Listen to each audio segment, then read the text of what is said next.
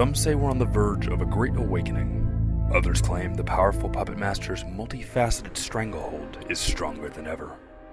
And on the Higher Side Chats, we explore the conspiracies, the mysterious, the alternative, and the occult, on a quest that rests firmly on the fringe, which won't be sponsored by Audible or Stamps.com, nor picked up by the gatekeepers of conventional media or radio. It's a quest of the people. So if you enjoyed this first free hour of THC, consider sponsoring the journey yourself by subscribing at thehighersidechatsplus.com. Just $5 a month gets you a second hour with all our great guests on each of our month's 5 shows.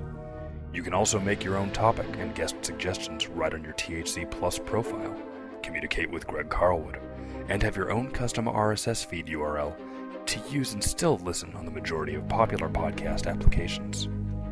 You can also support the show with a donation into the THC Money Bomb, where on the last show of every month, we give half of the total donations back to one of the random listeners like you who could use a nice surprise in these troubled times.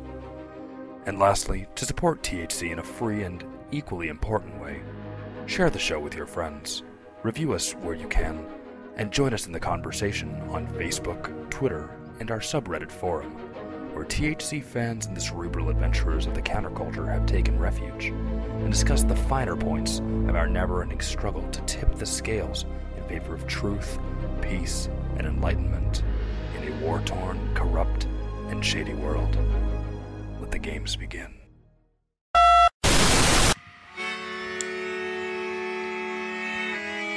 In the 1930s, President Franklin Delano Roosevelt addressed the nation through a series of radio broadcasts known as the Fireside Chats. His aim was to reassure the common man that our society would recover from its troubled times. But we're far from 1930, and I deal with a different kind of fire. For a new era of worldly frustration, we offer a fresh conversation. I'm Greg Carlwood, and these are the Higher Side Chats. How's it going, Higher Side Chatters? Drinking a little drink, smoking a little smoke, getting the wheels thoroughly greased for the weirdness ahead. From sunny San Diego, I'm Greg Carlwood, and today is a ride through the hidden history of banking, Atlantis, our alien gods, and a trip along several random branches of the conspiratree with a romp through anomalous aspects of the moon and the hollow nature of several bodies in the solar system, the pyramids, and a whole lot more. So I hope you have those seats and tray tables in the upright locked position, because we're not screwing around here. One of my favorites of all time was gracious enough to join the ranks of the powerhouses I feel like I've been lucky enough to talk to while doing this show. And there were just so many things I wanted to get Jim to weigh in on, and in my classic ADD fashion, we are all over the map, but that's what I think makes this so much fun. But before we pull out of the gate, as most of you know, every month I give half of the THC donations away to one of the listeners in the Money Bomb, the only bombs I like to drop. It's the power of microtransactions and community, and that's what we're about. That's what supports me and the show, and each month it helps one of the listeners who are a bit like family in spirit. So I think we can all say that anyone who enjoys the same fringe topics as we do has got to be A-OK on some level. So I picked a winner for October. His money bomb was just over $300, something like $315 or so, and he left me a message in the traditional fashion on the voicemail app at thehighersidechats.com, which I encourage you guys to do too if you have interesting stories or compelling theories. And I'm going to play his message. It seems like it really made a difference for him, so that's awesome. And then on the other side of that, we're diving into the deep end of the pool to explore many of the strange or corrupt aspects of history and the present that have been omitted from the timeline and how these things connect with the Godfather himself, Jim Mars. Hey everybody, this is Chris from Atlanta, Georgia, the October Money Bomb winner. Huge thanks to everybody involved with THC and all the supporting listeners. Very much in shock that I won this. As far as what I plan to do with the money, I've been saving to get out of a job I'm not so crazy about, and this will finally allow me to move on with my life. Very excited about that. I'm obviously going to be a long-time supporter of the show, and definitely going to pick up some conspiracies along the way. First show I saw was the Robert Phoenix episode that kind of lured me in, and I've been digging through the archives ever since. Really enjoyed Duncan Trussell, Lennon Honor. Wendy Tremaine was extremely enlightening. Pretty much everything you touch on. You've done a great job finding guests that I've never heard of that have a really cool message. I'd like to say to all the people out there that are on the fence about donating, the chances are pretty good of winning the money bomb, it turns out, and you get to support young Carlwood in the process. I think it's kind of a no-brainer. Once again, thanks to everybody involved. Cheers, guys. Folks, we know that several of the tools used by the nefarious elite to control and enslave the masses today are as old as time itself.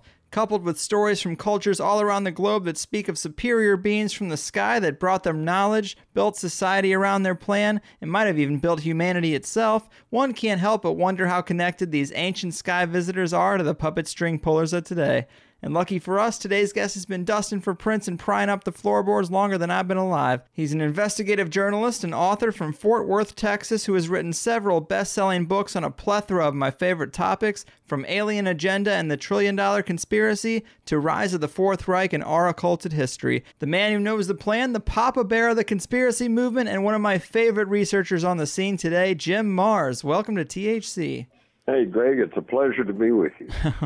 Well, thanks, man. I appreciate that. But we both know that the pleasure is mine. You are one of the greats, and what an awesome time to have you on. There is so much madness in this crazy world right now. Ebola scares, updates to the Georgia Guidestones, a standoff with the cops in Ferguson, and the tightening of the screws of this global debt-based system of rule. Jim, it's out of control, and it makes it hard to know where to even start.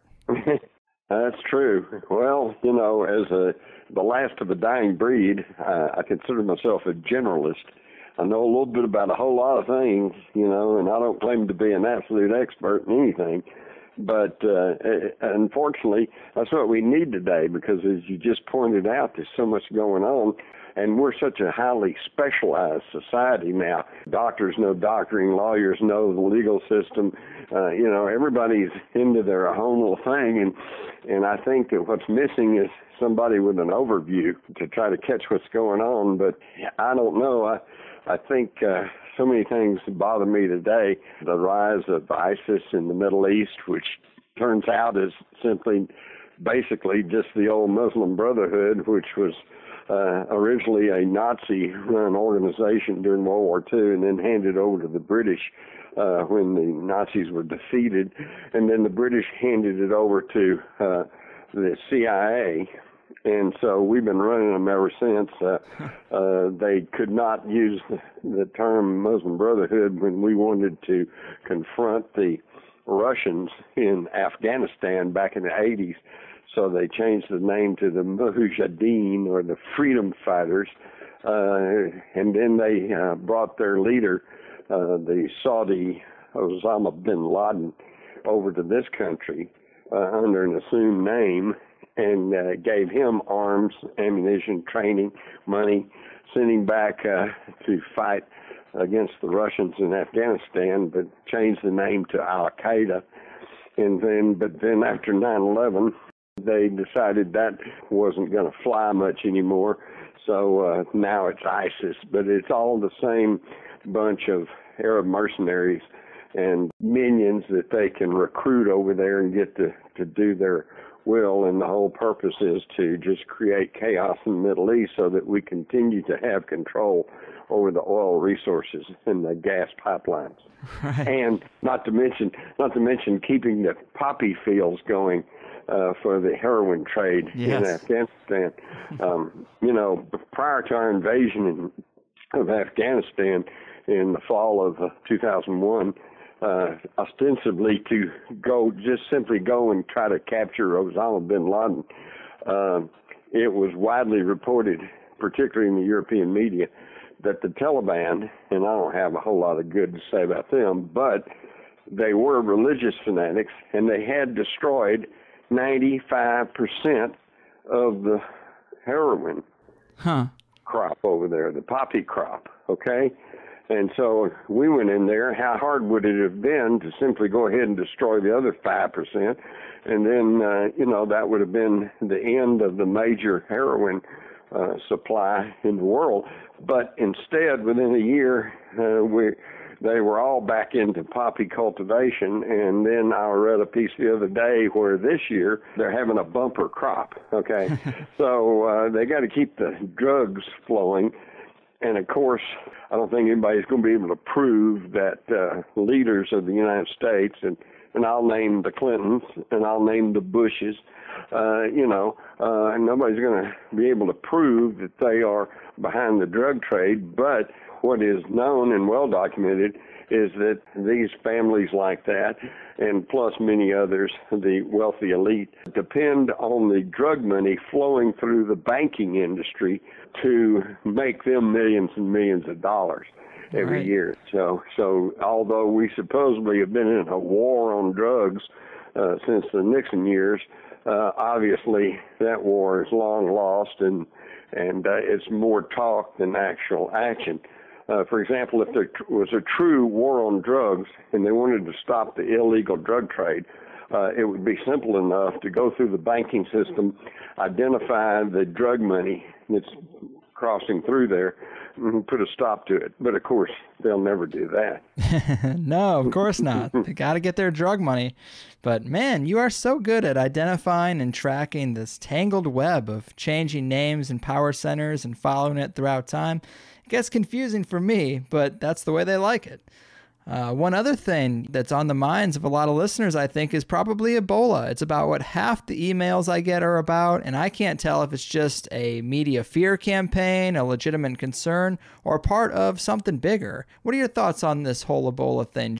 Well, I'm kind of on the fence myself. I think it's one or the other. It's either going to be another swine flu, bird flu, H1N1, where there's a whole lot of fear-mongering and a whole lot of vaccine sales and a whole lot of public control that turns out to be for not much of anything.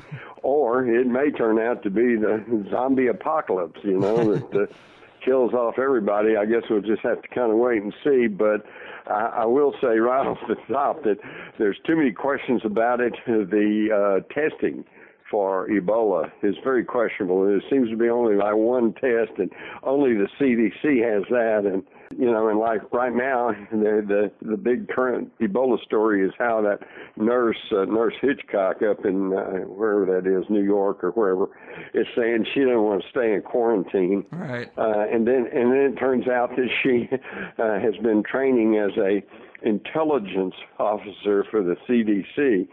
So is this part of some kind of plan, And then when you consider that, obviously, when a pandemic breaks out, one of the most effective preventatives is to quarantine the areas that are hardest hit by this, and yet this hadn't been happening. Nobody has yet to try to stop the overflow of illegals coming across the southern border, and nobody has stopped plane flights coming into the United States from West Africa. And in fact, it almost seems like at the national government level that they want to spread, to spread this disease. Yeah. We send 3,000 troops over there. Great, let them contact it and then bring it back home to their families. It's a lot of it just doesn't make much sense. But I think the key thing here is let's not panic, okay? Because if you stop and think about it, more Americans have married a Kardashian than have died from Ebola. Yeah, well, and also now that we have an Ebola czar, I'm sure everything's going to be just fine. Yeah, right. Except the Ebola czar, it has no medical background, knows nothing about it except that he's a totally political appointee to do the politically correct thing. And that worries me. Right. I'd rather have somebody with some medical knowledge in there that can tell us what's real and what's not. And then, speaking of, let's not forget that there's about 100 microbiologists that have died under unusual and sometimes suspicious circumstances over the past few years. It's almost as though somebody wants to take out anybody who might be really, truly knowledgeable and capable of telling what's real and what's not, and particularly anybody who might be able to come up with a cure. Yeah, right. And another thing that's got my attention on this is some researchers are saying that the tribal leaders in Africa are telling them that nobody was sick until the Red Cross showed up and started inspecting people, probably with that one special test that the CDC has that you were mentioning. But Yep. we've seen governments infect their own people before, and especially if it's overseas. Yeah, they've been caught at it. Yeah. You know, you might recall that here a year or two ago, one of the large pharmaceutical companies was sending out a vaccine for flu or whatever, and somewhere like Bulgaria, they decided to test it on some ferrets, and they all died, and so they were able to stop that. But yeah, it's and in Belgium they found, I think Merck or one of the big pharmaceutical outfits was dumping all kinds of pathogens in the water supply. So it's not like they can't or won't do that. They've been caught at it before. So I think we should be very wary about what's truly going on. I'm with you, man. And you know, the elite love their rituals. What do you make of that updated block in the Georgia Guidestones? A lot of people have written me about that. Do you think there's a connection possibly to the start of a new plan, which could be Ebola, could be ISIS? Well, and as I recall, there was a little block that had a 14 on it. So a lot of people were thinking that was a little tip-off that they were going to start making their moves in 2014. But it's starting to get late in the year, so I guess they're going to have to hurry. But then we don't really know what all that is. All we know is the most pertinent thing about the Georgia Guidestones is that the number one admonition is they want to try to maintain a human population of 500 million on this planet. Well, okay, but wait a minute. Right now today, we're at about 7.5 billion. So if we're going to reduce the population to 500 million, what's supposed to happen to 7 billion of us? Right. You know, that is kind of room for concern, I think. Yeah, that's the scary thing. And that's the thing that I try to get people to wake up here, because what we're discussing here, Greg, is not just some philosophical argument or some political maybe this, maybe that. You know, when you go and study the eugenics movement and the people behind it, the Rockefellers, the Rothschilds, the moneyed elite, and then read their own words, Prince Philip, who says, well, if there is such thing as reincarnation, I want to come back as a deadly virus to help solve the overpopulation problem. You know, or you've got Maxwell Taylor, who says, yeah, in the next century, meaning today, we got to reduce the third world population. You got Henry Kissinger saying the same thing. So when these self-styled globalists are saying, you know, we need to reduce the population, this is self-defense. You know, they want us dead. Right. So we better start getting on the ball and figure out what's really going on and who's doing it, or they're going to figure out a way just to kill us all. Yeah, man, they always keep me guessing. But let's jump back in time a little bit. You know, one of my favorite presentations from Contact in the Desert this year was your presentation for Our Occulted History. I loved it. Chock full of interesting facts from the beginning of human history right up to present day. And we've talked about the Anunnaki story of the Sumerian tablets quite a bit lately, but that seems to be a story that you're putting some stock into, right, Jim? Well, that's true. I'll tell you what, there's just so much to it that it's hard to view it in any other way other than, you know, I think this is our past that we're just now becoming aware of. You realize that, well, even back in the 50s when I was in school, we basically were kind of taught that the Egyptian civilization was the world's first great, highly advanced civilization. And, well, now we know that, no, it was preceded by the Sumerian civilization, which obviously the similarities are so striking that obviously the Egyptian civilization was simply a hand-me-down from the Sumerian civilization. In fact, I was somewhat surprised because I was well aware of all these ancient civilizations such as the Assyrians, the Babylonians, the Phoenicians, you know, but I always thought these were separate civilizations that had grown and, grew up and fell, and others came along.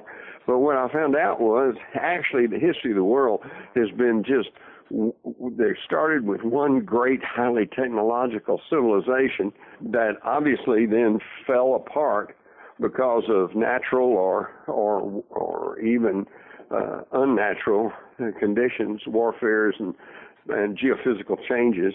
And this is what we kind of collectively call Atlantis, okay, a prehistorical civilization. And of course, there's still today lots of arguments over, well, where was this imaginary Atlantis? Was it an island in the Atlantic, or was it in the Caribbean, or was it, some suggested, the South China Sea, or was it Antarctica before a pole shift and it went under ice? And was it the island of Crete? Was it the island of Santorini? And I think what we have here is a case similar to the story of the blind men and the elephant. The blind men wanted to know about the elephant, so they went to the zoo, and one grabbed his trunk and said, "Oh, the elephant's like a hose." And the other one had his tail and said, "No, the elephant's like a rope." And the other one was pushing against his side, and he said, "No, the elephant's like a wall." Another had his ear, and he said, "No, the elephant's like a fan." And so there they were, and they got to arguing and fighting with each other over what the elephant was like. And the truth of the matter was, they all had a piece of it. They were all telling the truth. And I think that's what we have with the arguments over Atlantis. I think they're all telling the truth. I think the evidence points to the fact that there was once a great global civilization that fell into ruin, and then some of the technology was salvaged, and it rose again in the form of ancient Sumer, and then that began to crumble, and we saw the rise of the Egyptians, and then followed by the Greeks and the Romans and all of these others. And this leads then to their belief systems, which in all of these ancient civilizations, there was a pantheon of what we have come to call their gods. Although, for example, in Sumer, when they referred to the gods, they only referred to them as the Anunnaki, which literally means those who came from the heavens and landed on the earth, which implies flight. They were able to fly. Mm-hmm. And in fact, what we find is that that's a common thread through all of the legends of all of the ancient primitive cultures on the world, whether it's the Australian Aborigines or the Southwest American Indians, or the Indians, Hindu Indians of India, or the builders of Stonehenge, or the Dogo tribe in Africa. They all say that in the distant past, beings came from the sky and taught them things, taught them agriculture, taught them law, taught them language. And so obviously this, I think, tells us what was actually going on. And I was equally fascinated to begin to look at these so-called mythological gods. And I find that although the language changes, which means their names change, the characteristics all remain the same, which to me indicates that they were talking about living, breathing beings at one point. Okay, for example, the Lord over the earth, okay, the guy in charge of the planet, according to the Sumerians was Enlil, according to the Egyptians he was Set, according to the Greeks he was Zeus, and according to the Romans he was Jupiter. But the characteristics are the same. So I think they were actually talking about the same entity. Mm-hmm. The same thing, for example, the goddess of love. In Sumerian, a woman, Astaroth; in the Egyptian, Hathor; in the Greek, Aphrodite; and in the Roman, Venus. But they were all women, and they were all beautiful, and they all had the same characteristics. So I think that what we are getting, and what anyone can actually read about all this in any encyclopedia, the problem is it's just listed under Sumerian mythology or Greek mythology.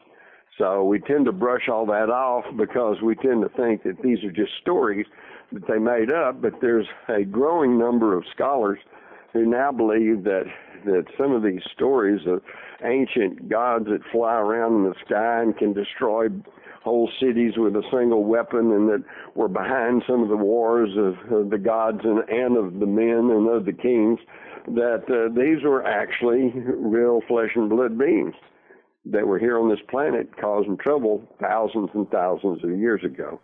Mm-hmm. Yeah, I think that makes sense, and it can be very confusing to figure out, and the cover-up makes it even harder. And the Anunnaki get pretty bad a rap with gold mining, genetic engineering, and human slavery, but they can't be all bad because apparently they taught us how to make beer, didn't they? they did, and bless them for that. Yeah, it was. I read once that they had translated some of the ancient Sumerian tablets. These are these cuneiform tablets where they used a stylus to press the characters into clay, and then they'd bake it. And so instead of paper, which can deteriorate and get destroyed, burn up, you know, they've got these tablets, and about 500,000 of them still exist. I bet they're in the basements of museums all around the world, but in there it tells that the ancient Sumerians had 4 types of beer, and I doubt any one of them was light. Yeah. Man, you know, of all the aspects of history, we see so many parts of culture, courts, schools, rule of law, the systems we use, they go back so far, even to Sumeria and Egypt. And the part that I'm most interested in is probably the origins of fractional reserve banking and usury, because it's obviously one of their main tools of control today. And people are always chalking it up to the Rothschilds, but that was only a few hundred years ago. There's got to be a much richer history there, right? Oh, it goes all the way back, yes. In fact, the 2 basic control mechanisms that have been used to control the human herd have been religion and fortified by a financial system, money, if you will. And the 2 are actually inseparable. If you think about it, in the Bible, Jesus, who they call the Prince of Peace, the one time he actually got really angry and got physical and got violent was when he was whipping up on the money changers, the bankers of his day. And what's interesting is, you know, did he go to the bank to get these guys? No, they were in the temple. The money system was intertwined with the religion. And the idea being that God gave us made us priests, and he also told us how to tell you how to live, and by the way, come and deposit your money here. So I think we can see that following all the way through. In fact, for thousands of years, it was religion that kept everybody in line, particularly in Western history. You can go back to the depths of the Middle Ages, and we find that it was the Roman Church that basically was the central power in the world. They even, the Pope and the Church in Rome, even told the kings and queens what to do, because they loaned them money, they kept their money, and all of the royalty needed that church support to support the idea that they were ordained by God to be rulers, okay? So, and we see that all kinds of wars, for example, the Albigensian Crusade that swept through Europe and wiped out the Cathar religion, this was not a secular expedition. This was a church army. We got the Crusades that may be continuing today, where you had the Christians against the Muslims. And so it's always been religion that has created such a problem. Although today, at least the religions of Christianity and Hinduism and Judaism, at least they pay lip service. Now, there's been millions of people killed in the name of these religions, but at least they pay lip service to the idea of love your fellow man and treat your fellow man as you would want to be treated, as opposed to the Muslim religion, which quite blatantly says, cut off the head of anybody who doesn't believe the way you do.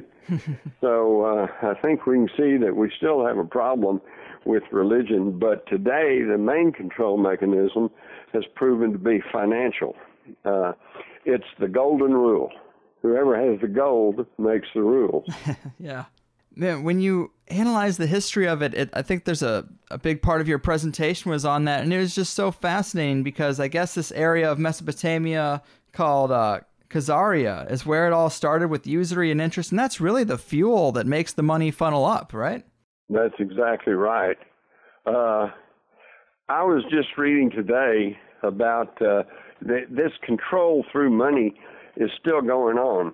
Starting in 2008 and picking up speed in 2009, 2010 on up, we had this qualitative easing that was called, and basically what it was that they took tax money and tried to prop up all of the huge banks. In fact, something like $700 billion went to these banks, including many foreign commercial banks. So all the money that was supposed to stimulate the economy ended up going into the big banks. And since the 2008 financial crisis, the four largest U.S. banks, and that would be the Bank of America, Citigroup, J.P. Morgan, and Wells Fargo, saw their total deposits increase by over $1 trillion. Thanks to the taxpayers that would pump $288 billion into these banks from the quantitative easing 3. And these banks are using this money to invest in the stock market on margin. Well, this drove up the bubble, which made a lot of Americans think that the U.S. economy was getting stronger, even while their standard of living was deteriorating. It's absolutely amazing. And so instead of spreading this money out in the form of loans to the middle class and to the average person, the big banks used all this tax money to invest in the stock market, the thing that caused them the problem in the first place. It's really amazing, but you have to understand, I guess J.P. Morgan himself was quoted as saying, gold and silver are money. Everything else is credit. And this is true. Most people don't realize that we've kind of been taught, and we kind of have the idea somehow, that when you go and put your money in the bank then turns around and loans that money to somebody else's interest, and then they keep the interest using your money. But they say, but in exchange for that, for them getting to make money off your money, they provide you with a safe deposit place to keep your funds. And that's probably true, but the reality of it is that when you put money in a bank, they just take that money and they can take and loan out $10 for every $1 they have, because this is called fractional banking, where they only have to keep a fraction of the total money on hand in case everybody should suddenly want to draw their money out. And instead they take money and again, it's not just only used for making loans, but it's mostly used for investing in things.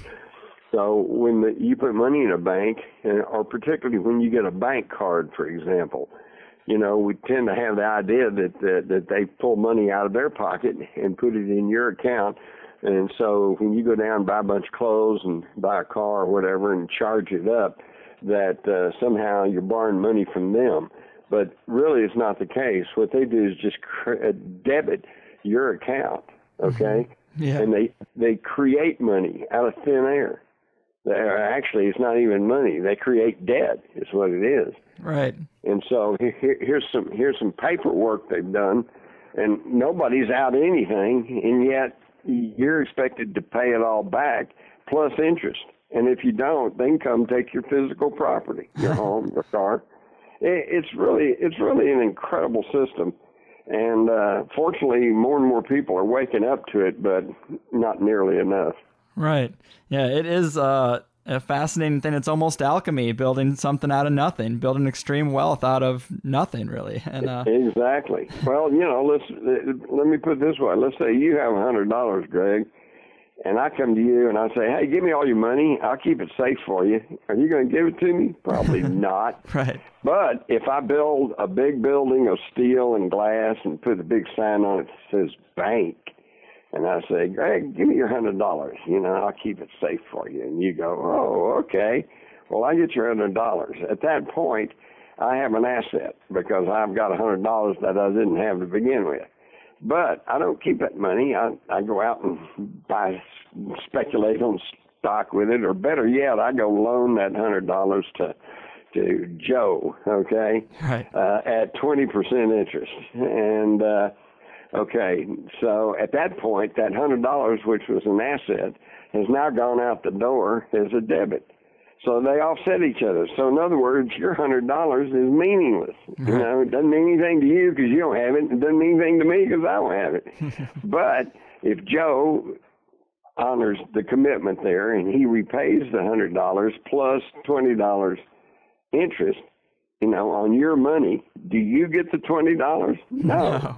The bank gets the $20. So the bank has made $20 for shuffling papers. Yeah. And didn't the Knights Templar, they built a bit of an empire off doing this kind of securities for banking thing too, didn't they?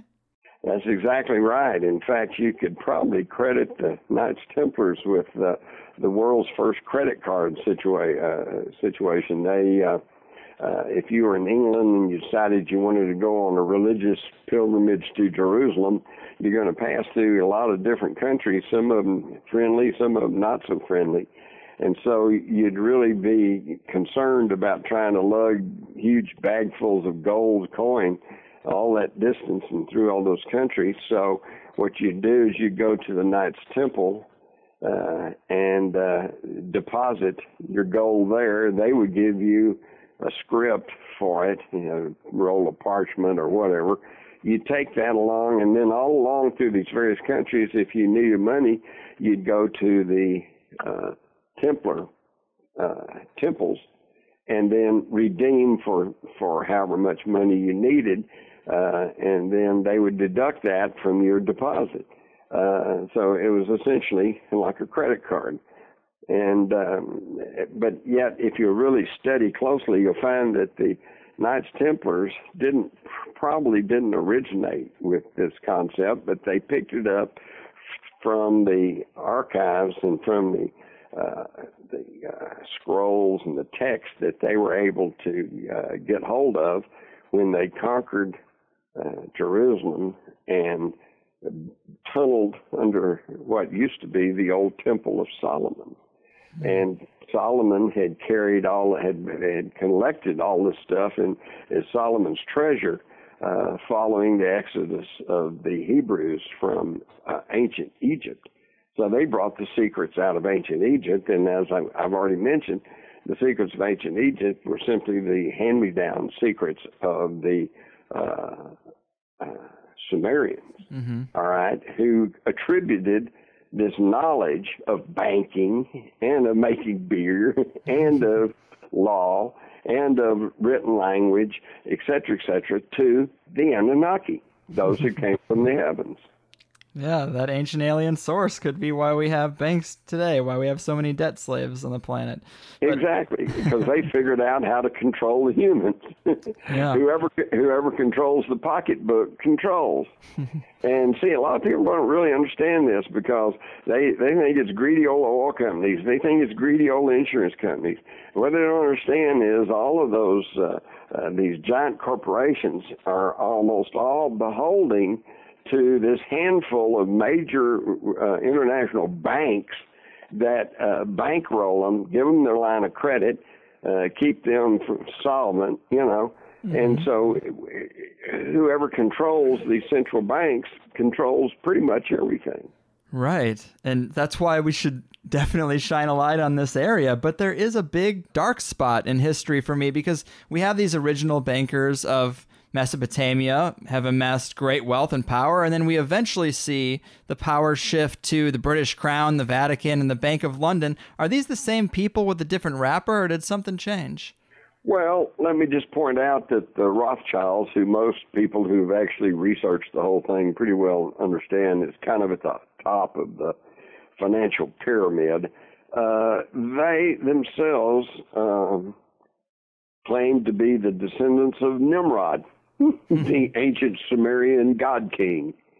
And all of the so-called rulers of the day, from the Windsors, the royal family of England, and their ancestors, which includes the Gore family, Al Gore, includes the Bush family, includes the Cheney family, includes, believe it or not, Barack Hussein Obama, who is a distant relative of Dick Cheney, according to Dick Cheney's wife. Okay, so yes, they're all connected. Yeah, and bloodlines are obviously so very important to the elite. And one fact I jotted down from your presentation is that apparently every presidential election since the first has gone to the candidate with the most British or French royal genes, and that's pretty crazy. Is that true? It is true. Wow. I first got onto that back in 2000, the selection of 2000, when George W. Bush was running against Al Gore. And the Burke's Peerage, which is a very prestigious genealogical publication in England, came out and said that because every American president had always been the one closest in the bloodline to the British royals, that Bush would take the elect, would be made president, because although both he and Gore were related to the Windsors, his was the more closer relationship. And sure enough, although what is now known beyond dispute is that Gore actually won the election, but because of the hanging chads and because of all of the turmoil and the fact that they stopped recounting the votes in Florida, then they threw the whole thing to the Supreme Court, which then appointed George W. Bush as president of the United States. So it turned out that that was true. And then, like I said, what blew me away was when after that happened, and then we saw the very sudden rise of Barack Obama. It's like, well, at least we don't have to worry about him being part of this group, except then we find out through Lynn Cheney, Dick Cheney's wife, who's preparing a book on his family, that Barack Obama is a cousin of his. So it's like, holy cow, we can't seem to get away from these people. Right. And it is fascinating to find out that that's the truth, but it would make sense if you take the position that the U.S.'s independence from Britain was totally manufactured and they just kind of started extracting wealth in secret rather than fighting it out in the battlefield, which tends to be coming out more and more. Right. You'd think, of course, they'd have to control the leadership, too. Right. Well, it's the same thing I know in researching the Rothschild family. One of their most credible and prominent biographers looked into it and found that in the early 1800s, the Rothschilds sent one of their scions over to North America, and he went back and wrote that, oh man, North America is so rich in resources, people are hard working, and it's an excellent opportunity for business. And yet this biographer said he was puzzled and couldn't understand why the Rothschilds failed to move into North America. Well, apparently the reality is, and the reason is because they were already coming under suspicion and great deal of criticism because of the way that the Rothschild dynasty was running Europe at the time. Old man Rothschild had sent his sons, and they had made their way into becoming heads of the central banks in England, in France, Spain, Austria, Germany. And during that time, all these European nations had constant wars going on with each other, which, of course, did nothing but profit the Rothschilds. And so they were finally coming out under a lot of criticism for this, and I think that they realized that there was going to be a lot of, the American colonists had just thrown off the British Empire, so they probably would have put up a fight if they thought the Rothschilds were trying to take over here. So what they did was they pulled a stealth move. They operated behind from front men. They sent their representatives over here, and then they also tapped local people. One of the local front men for the Rothschilds was John D. Rockefeller, who got his start in the oil business through money from the Bank of Cleveland, which at that time was a registered Rothschild bank.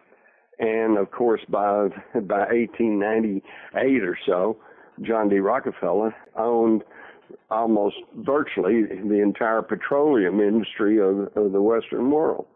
And in fact, it was such a monopoly that in about 1909, the U.S. Supreme Court said, yes, that's a monopoly, and they broke it up. And instead of having one big, huge oil company, Standard Oil, they broke it up and created 33 oil companies, which meant that John D. Rockefeller, instead of having a controlling interest in one oil company, now had a controlling interest in 33 companies, and he quickly became the world's first billionaire. Man.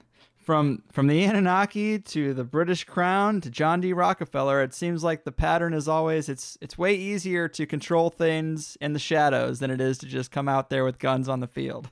That's right. That's right. And they still do the same thing today. In Europe today, people look to the kings and queens, the Queen of Holland, the Queen of England, you know, but yet, and then in North America, here in the United States, of course, we supposedly don't have any royalty, but our presidents are more and more treated like royalty. Right. When Thomas Jefferson and those guys, when they were elected president of the United States, they simply walked over to the Capitol. You know, it wasn't a big deal. Today, they travel in armored, reinforced black cars and surrounded by helicopters, and you know, they're treated like royalty. So we do have our royalty today, and yet, just like the royals back through history, they're not truly in control. And this is the thing that most people are having a difficulty in understanding, is that it doesn't matter whether you vote for a Republican or a Democrat. Both parties are controlled by the same moneyed interest. And in certain areas, fiscal responsibility, foreign policy, it doesn't matter who gets in. The window dressing changes, okay? If a Republican gets in, he may be against abortions, or he may be against same-sex marriage, whereas a Democrat may be for all that, all right? So there's some window dressing that changes, but as far as fundamental changes to the corporate system, to foreign policy, to the fiscal policy of the United States, it doesn't change because they're both run by the same bunch. Right. And yeah, there's definitely real evidence that the true power is behind the curtain, but do you think at the top of the pyramid, do you think it stops at the international bankers? I mean, that would make a lot of sense, but some researchers are saying that there might be something even non-human that they're listening to. Well, I would simply quote from Karen Hughes, Huddes, who for more than 20 years worked as a senior counsel for the World Bank. And she is now turned whistleblower, and she says the World Bank is corrupt, that it's running countries, and that it's all run by private bankers. And then she goes further and says some of these people at the top of the financial pyramid are not even human. Wow. And she's not the only one. Paul Hilliard, the former defense minister in Canada, says, yes, there are aliens among us, and they have contributed to our technological advancement. And he's not the only one. Dr. Edgar Mitchell, the sixth man to walk on the moon, the astronaut, he has confirmed and said that, yes, we have technology that we gained from alien contact. So, and that's just a few. Of course, I don't have to tell you, Greg, but because you're somewhat familiar with the UFO community, I mean, there are a lot of people out there who know and understand all this. You're not going to hear this in the corporate control mainstream media. Right, right. And I definitely am fascinated by the field of ufology, but it still seems like people are always talking about Roswell or the Rendlesham Forest incident, but I'm not hearing about very many things that have happened in the last decade when you think that people have more cameras than ever, and the technology, even the human technology, is probably advanced to a level that we'd think it was alien. Maybe they've just gotten better at covering their tracks. Well, I don't think there's been any real cover-up. Just get on the internet, go to Google or any one of these search engines, type in UFO. It'll keep you busy for months. That's true. You know, every day goes by, there's somebody posting something on the internet showing something in the sky flying around. And yeah, I think you hit a real good point there. Today, we are so advanced in our technology, and we are so secretive. They keep everything secret today. That a lot of what's flying around may actually be us using, secret technology. But then it's not all us, because you can go all the way back. My idea of the smoking gun in the UFO research concerns the spaceship crash in Aurora, Texas, which happened in April of 1897. Okay, which was like 6 years before the Wright brothers flew at Kitty Hawk. There was nothing man-made in the air at that time. Growing up through the 50s and 60s, there was a great argument that a lot of the UFO sightings were simply secret government test craft, and that's a valid argument. That could account for a lot of it. But like I say, in 1897, there were no secret government test craft. There was nothing man-made flying in the air. And yet we've got this account that was published in the Dallas-Fort Worth papers. In fact, the front page story on the Dallas Morning News, which is still in publication, that said this silver cigar-shaped object crashed in Aurora, Texas. And about the third and fourth paragraph says the pilot, whose remains were badly disfigured, but enough were recovered to show he was not an inhabitant of this world. Whoa. So there you have it. Yeah, man, it's crazy out there. And I love hearing about all the different mysterious things that are found in space. Sometimes things found on the moon, pyramids on Mars. A lot of weird stuff out there. But right. I really do like the moon material that you had in your presentation, because we kind of take it for granted because we can see it with the naked eye. But there's a lot of strange aspects to the moon, aren't there? Well, that's why in my book, The Alien Agenda, I refer to the moon as the greatest UFO. Right. It's an unidentified object in the sky. Yeah, we know it's there, and now we reportedly have been there, and we've gotten moon rocks. But what that did, about all that did, was prove that the moon did not break away from the Earth, because the moon rocks are, many of them are of totally different composition than what you find on Earth. Right. So then we realized that the moon came from somewhere else. Now picture the Earth hanging in space, and here comes an object the size of the moon, and it passes close by the Earth, and then it gets picked up in the Earth's gravity field and gets pulled back slowly over a period of time, and then it'll go past the Earth again, and then it'll get caught in gravity, pull back again.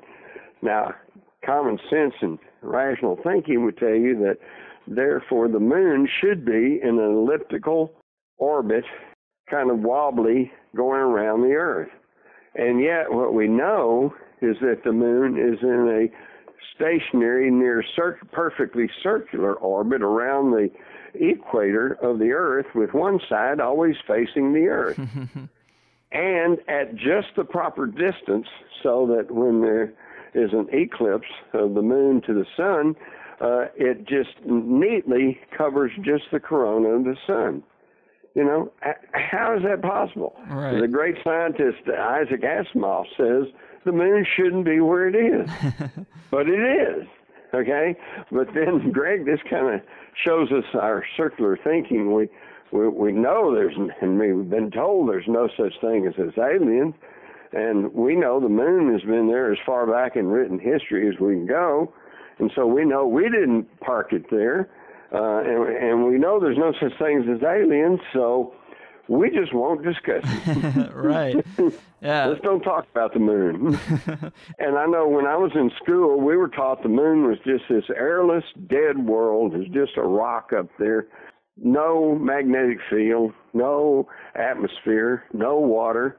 And now we know all that's wrong. There is a slight magnetic field. Huge sweeps of water have been found sweeping across the surface of the moon. There is a small but detectable atmosphere. It's just the moon's not anything like what we were taught just 30 years ago. Right. And some people are saying that now there's evidence to show it might even be hollow inside, and it has some type of creaking sound it's emitting. Very weird. Right. Yeah. I had an opportunity to meet with Dr. Mitchell, and I asked him, I said, what do you think about the idea that the moon is hollow? And right off, he just kind of huffed and went, no, the moon's not hollow. But then he continued on. He said, of course, we do know that the heavier elements are on the outside, and the inside seems to be lighter in composition. And so he says, we kind of figure maybe there's giant caverns inside the moon. But, here's a guy that's walking the moon, a big heroic astronaut. I don't want to get in his face, but I'm thinking, wait a minute, hollow moon, giant caverns inside the moon, what's the difference? Exactly. Still talking about hollow areas inside the moon. Yeah. And there's actually a ton of speculation that some moons of other planets in the solar system could be hollow as well, isn't there? That's true. The famous astronomer Carl Sagan, early in his career, along with some Russian scientists, were claiming that because of the characteristics of the moon of Mars, Phobos, that it was probably a artificial satellite. But, of course, as he gained fame and popularity and became a darling mouthpiece for the establishment, he kind of backed off of all that. Yeah, they make you. Oh, yeah. You got to go along with the program. Right. Well, do you put any stock into the stories, the really weird ones out there about the hollow Earth? I mean, there's some ancient texts and oral traditions that talk about beings from inside the Earth just as beings from the sky. What do you make of that? Yeah. Well, I've made a fairly cursory examination of the story of Agartha, which is the idea of an inner Earth. And quite frankly, that's still in my humph file. Okay? My humph file is this ever-growing file of information that I study and go, because there's enough there, there's smoke there, but I haven't been able to find the fire.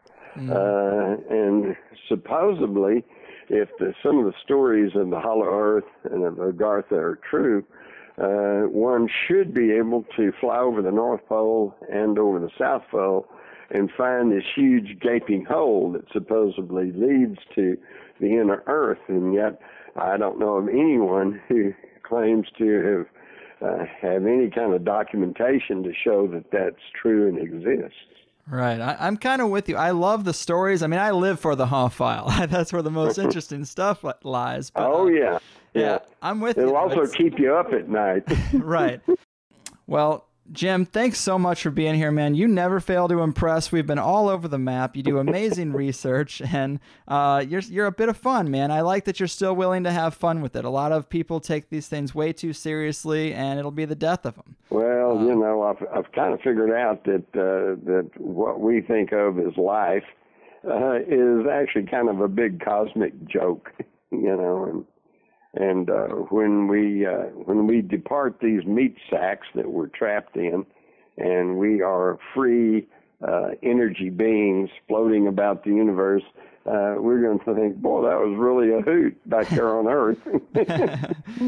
Even though at the time I was so concerned about all that stuff. Right. Man, well, I agree with you, and I've had a great time here. But before we go, would you like to tell the people a little bit about some upcoming work you might have out there, or where to keep tabs on you? Well, I'm going to be in Dallas on November the 21st at the Texas Theater for a showing of the John Barber's film on Jim Garrison. He got the only non-censored account of Jim Garrison's trial in New Orleans from Jim Garrison, and it's really worth seeing. And then the next day I'll be at JFK Lancer, and then that evening in Arlington at an event by Judith Baker. So if anybody's in the Dallas area wants to come get immersed in the Kennedy assassination, that's going on. And then I believe I'm going to be at the Conscious Life Expo. Oh, awesome. Yeah, it's going to be February the 6th through the 9th. And then I think I'm going to be returning to the Joshua Tree Contact in the Desert again next year. Oh, that was such a great conference, except for when the power went out for a little bit. Well, I think one of the problems there was they got a whole lot more people than they were expecting, right? And I think it put a burden on their system. This year they're trying to, but it's interesting, Greg, how that thing has grown. 2 years ago, when I first went out there and they had their first one, they were expecting maybe 300 or 400 people, and they had like maybe 600, and so that put a stress on their system, and there were a few complaints, so they worked real hard. And then last year I think they were prepared for about 900 people, and they got almost 2,000.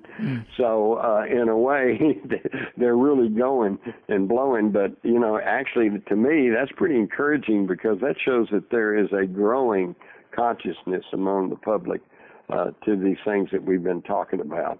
And I know that's true because, again, 2 years ago when I went out there, it was predominantly a UFO conference, and most people there, they were just concerned about aliens and UFOs, and they didn't really particularly want to hear about much of anything else.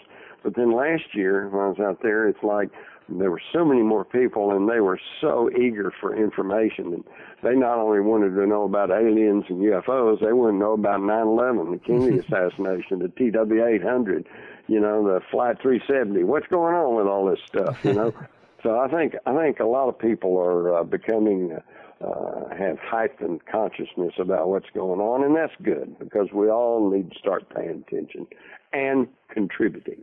Mm-hmm. Whatever it is you can. Okay, Greg, you're doing your radio program. I'm writing some books. Everybody can do something, even if it's hosting a neighborhood get-together or a book club or writing a letter to the editor or calling your local TV station, holding their feet to the fire and saying, hey, you're telling me that you are the best news in town. How come you didn't cover this and this and this, and just get active and try to make this world a better place. Mm-hmm. You're here. And drink a little while we do it. Oh, yeah, it never hurts. Awesome, Jim. Well, keep doing what you do. This has been a real pleasure. Take care of yourself out there. Hopefully I'll see you in either LA or maybe at Contact again next year. And, just be careful out there, man. Don't step on any of the wrong toes. Yeah, avoid the landmines. Okay. Thanks a lot. Adios. Take care. There you have it, folks. I loved it. I'm fascinated by the history of banking and how cultures have been manipulated and turned against each other and infiltrated from within, and the anomalies in space, ancient aliens, the pyramids, all the fun stuff. And Jim has such a good, open-minded, casual approach to these things, but he's so knowledgeable.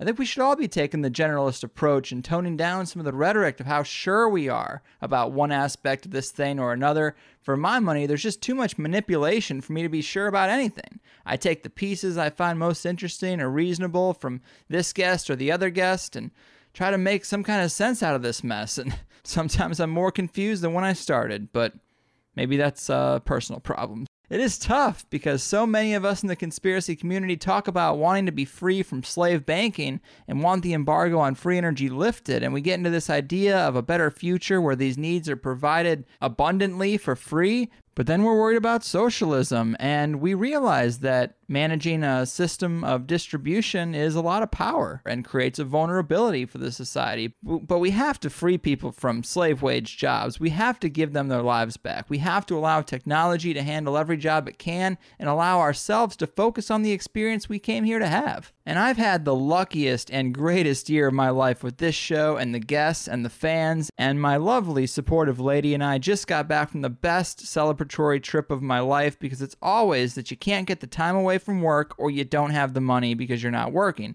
And finally, after many years of working this job and a full-time slave job, I've had a little bit of both, time and money. So granted, we did stay in the car most nights, one being near Mount Shasta, trying to see something strange in the sky, which we never did see, but it was still great. Spent some time in Portland, Seattle, and Vancouver, which are all amazing cities that I'd never been to before. Went to Crater Lake, which was amazing. It is a giant, still, tranquil lake that people commonly think was formed by a meteor impact because of the name Crater Lake, but that's a misconception. Actually, it was a giant volcano that blew itself up completely over 8,000 years ago and left a huge crater, and the snow from the surrounding mountaintops melted into the hole over time and has formed the deepest lake in the States. It's amazing, and I'd recommend a day there for anyone.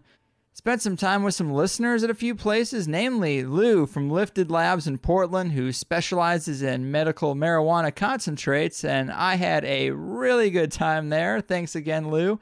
And all the listeners and subscribers that think I put on a show worthy enough of the $5 tip every month. I'll never take that for granted, and I'll always work hard to put on an honest and interesting show that's worth your time and money. In the extended show for this week, I talked to Jim more about the strange sights in America, like the Rock Wall in Rockwall, Texas, UFOs and free energy. A lot deeper look into who the Zionists are and how it all got started and how we went from Rothschilds, Rockefeller. It's an interesting breakdown, a little racy, but it's all good-natured, and we want to understand these people. And we talk about police brutality and militarization, and also what type of system Jim feels we should try to work towards. If we could all get out from under the puppet master's thumb, I love it, and I'm sure you all did too. A few weeks ago, I played a song called Old Friend by a listener named Don Paul Moore, and it seemed to be pretty well liked, and Don didn't have any links up at the time. Now he has a SoundCloud, so you can check out Don Paul Moore on SoundCloud. And he sent me another song this week. This one's called Mr. Morgan's War, and Don writes that this song is about J.P. Morgan's abuse of power and how he helped to sway the American public into involvement in World War I, as reported to Congress a few years after the fact. He bribed and paid off several dozen of the most influential newspaper editors in the country to print wild claims about the Germans, and although they may not have been Boy Scouts, it just goes to show how the media can sway folks, and also how psychopaths like J.P. Morgan view us as cattle. Amen, Don, and I'm glad you're putting out entertainment that touches on that stuff. I think education and art and entertainment and humor and music are the best ways we can learn, expose, bob our heads, and laugh at this big thing and all it entails. And I'm so happy to play Don's song. I think it fits in with this episode particularly well. And again, you can check out Don Paul Moore on SoundCloud. Let them know you liked it, and also let our guests know when you liked their appearances. They like to hear that it made an impact and that there's a real audience out there. They're not just talking to me. That way we can make sure they always want to come back and feel like it was worth their time. And with all that said, guys, it is great to be back into this routine. A new Money Bomb is starting this month, and the Plus show is ripe for your taking. So that is it for me this week. I've done all I can, and it's your move, shadowy twisters of the historical timeline, concealers of the mysteries of man, and corrupt puppet masters of the pyramid of global control. Your fucking move. Mr. Morgan, the world must know the lives that you have taken. Your psychotic dreams cause the world's humanity to be forsaken. With your sick and twisted and blackened views, the role of God was played by you.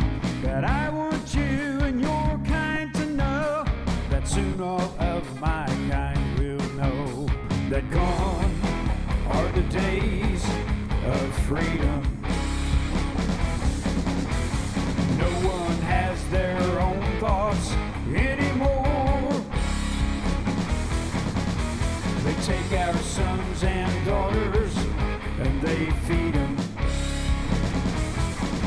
to the CEOs behind the boardroom doors. The monsters have found ways to hide in broad daylight before our eyes. They bribed us perceptions, these masters of the mass deceptions, they've dumbed us down with skin and fluff. I think it's time we've had enough. If we could crash their two-way mirrors, we'll see those wizards shake in fear. But gone are the days of freedom. No one has their own thoughts anymore. They take our sons and daughters and they feed them to the CEOs behind the boardroom doors. Step up to the well, my friend, that you might start to comprehend. Still your soul and look beyond the surface of the water. Those with eyes, Lord, let them see the violence and brutality caused by those who lead the trusting sheep down to the house of slaughter.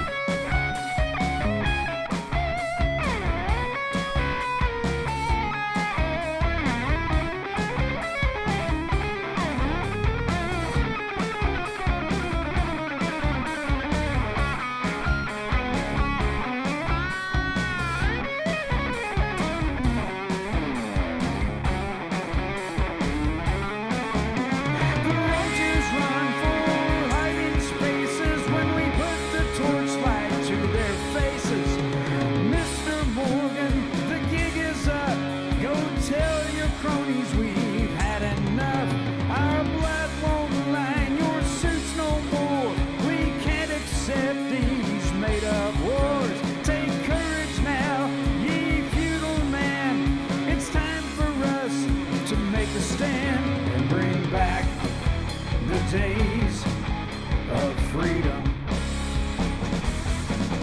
Don't let them buy your thoughts out anymore. We'll expose all the leeches and we'll defeat them with the truth that we know who and what they are. With the truth that we